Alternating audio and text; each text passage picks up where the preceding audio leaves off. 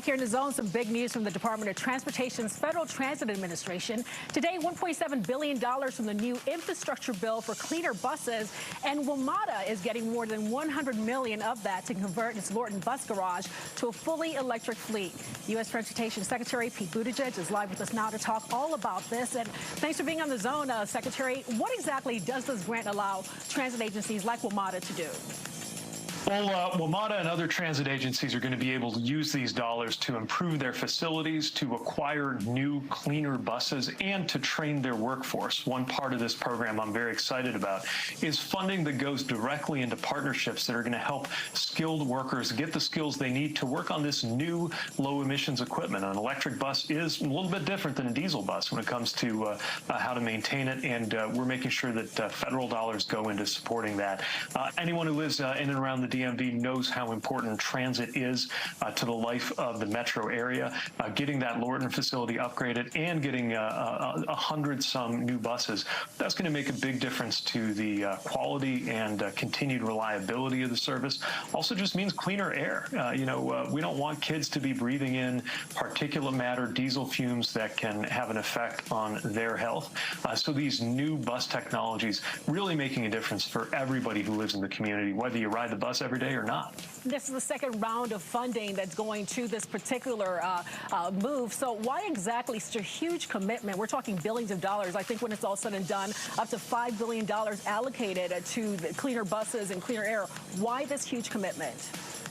Well, not only does this funding represent a big difference in the communities it serves, certainly for WMATA, also, by the way, funding headed to the DDOT, the district DOT, for those circulator buses. But it adds up into a national picture, which is why this is getting national support. This is all part of President Biden's bipartisan infrastructure package. One thing we know is that when we have stronger transit, that creates better opportunities. It means people are better able to get to school, get to their job. That means a stronger economy. And in the fight against climate change, we've got to make sure that we support good, clean transit options. That's actually a matter of national concern, even as it plays out in a very local way, one bus at a time, one transit agency at a time, one community at a time. So we're excited about this. There's more where this came from. This is just this year's worth of announcements, and soon we'll be taking applications for a future round. And I'm sure there will be more projects and compelling ideas coming in. We got more than 45 states and territories that we're funding at various levels with this program. So we know the demand is out there, the need is out there, and we're just really excited to be able to help communities meet that need. How soon will we see these buses on the roadways? Well, WMATA's going to have the latest information on that. I know they have a plan for getting that facility upgraded and starting to acquire those new buses. But this can move quicker than some of our other programs. It can take years to replace a bridge or to build a new airport terminal. These you're going to see in shorter order. And by the way, we're also really excited that these buses are being produced in America. That means a lot of good-paying jobs right here on American soil, making these vehicles that so many people are going to count on to get to work, school, church, wherever they need to be. Secretary, in our last minute, I know this is a loaded question, but there's a deadline coming up talking about airlines now, July 1st, for them to address that 5G C-band issue. The July 1st deadline, some airlines saying they cannot meet it. What does this mean? So this has to do with the safety of radio altimeter equipment that's affected by a new kind of cell phone technology, 5G, that's being activated all around the country.